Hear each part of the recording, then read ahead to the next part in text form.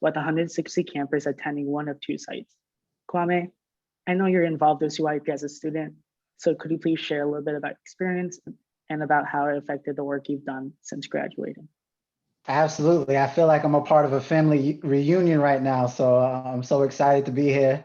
Much love to everyone. To the question about how CYEP has impacted me, I think if it isn't for CYEP and PBHA, I'm not sitting in the seat that I am right now, right? And I think what was really powerful for me is through my undergraduate experience at Harvard was being able to navigate and balance the tensions between privilege and responsibility, right? And even now, people that I meet, they all believe that my story begins at Harvard, and therefore all the assumptions of privilege and advantage that comes along with that. And I always say to folks, I don't ever apologize for the privilege that I now have access to, because I understand that with great privilege comes responsibility. And I think that sense of responsibility was instilled in me through experiences like CYEP. So when I think about what I was exposed to, one, just from a personal perspective, the leadership skills that I was able to gain from that experience. As you know very well, being able to manage a team of your peers is quite difficult. And navigating that and managing a budget and coming up with programming and scheduling and making sure that you're delivering program with excellence at the highest of quality was the best training ground that I could have imagined to prepare me for the seat that I'm sitting in now. And I think even more important in terms of the personal development that I experienced through CYEP was the understanding of the impact that I could have, right? Knowing that my personal story is similar to the young people that we serve, right? And I grew up in Worcester, Massachusetts. Thankfully, I do not have a Boston accent. Otherwise, working in New York City would be quite difficult. But my story was the young people that we serve in CYEP, right? My story is the story of the young people that we serve in Harlem.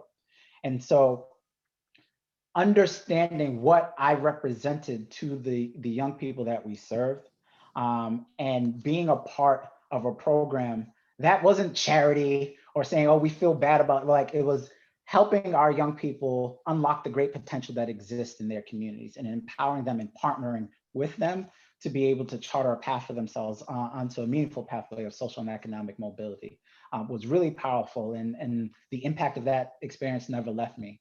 And now I'm sitting in the seat as the CEO of the Harlem Children's Zone. And really quick about HCZ. We pioneered the field of comprehensive place-based services. And we have an ambitious goal and mission to be able to break the cycle of intergenerational poverty. And when I say comprehensive services, there's three main components of that. One is quality education, not only in the schools, but having quality after-school programs, summer program, et cetera. The second is health and wellness. And too often folks over-index on physical health. And yes, we're trying to eradicate childhood obesity, but also have a mental health and wellness program. And I know some of the previous speakers were speaking about the importance of breaking the stigma of mental health, particularly in communities of color. And that's something, a responsibility that we hold at HCZ. And the third and final component is this idea of community building. So that is not only building the social capital by developing leaders, it is thinking about the built environment, the economic environment and workforce development. So all of these things are things that I learned in school and were trained upon and had the ability to be initiated into this world of service and having this awesome responsibility that I hold now. So I'm forever grateful to my PBHA family, to my CYEP family, for opportunities and programs like SUP that put me on the pathway that changed my life forever.